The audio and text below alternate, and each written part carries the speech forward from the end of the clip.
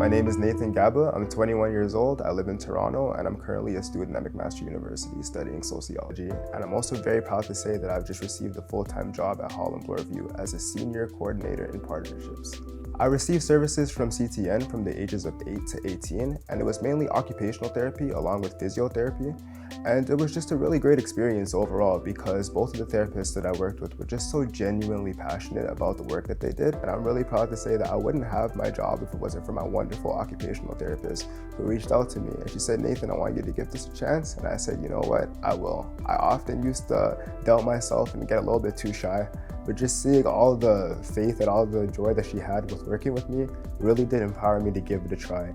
Almost every appointment that I ever had, I was often commended for my ability to articulate myself and the manner in which I would carry myself. And just growing up and hearing that from adults, and I was about like 8 years old, that just meant so much to me because it made me a lot more confident in the way that I spoke. So the work that I'm currently doing is as an outreach facilitator, and that mainly just involves giving a lot of public speeches and using my lived experience with disability to talk about various topics, for example, ableism, stigma, and one of my most favorite topics to speak about is the disability intersectionalities of race and disability. It is very important to make sure that we are speaking about disability in a positive lens and addressing things like ableism, simply because I found that many times the disability has never been much of a challenge for me.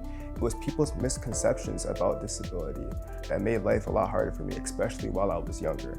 And that's why when I have these conversations as an outreach facilitator, I like to speak about how I model, and it kind of shows people that, you know what, yes, I do have a disability, but that makes me even more confident, to be honest, because it motivates me to make sure that I'm striving as much as I possibly can.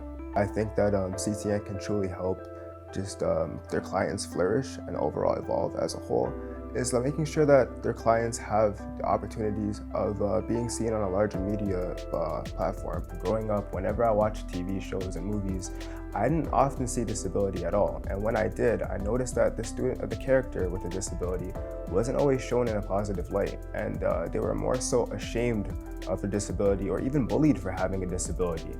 And I feel like a lot of people don't really acknowledge the implications that can make towards a young kid. If there's a client of CTN who really wants to become, let's say, a future actor, make sure that we're writing articles about this client and make sure that they feel genuinely supported, because at the end of the day, anything could be accomplished in life if you have the confidence within yourself. And CTN did it for me, so I truly believe they can do it for multiple other people as well.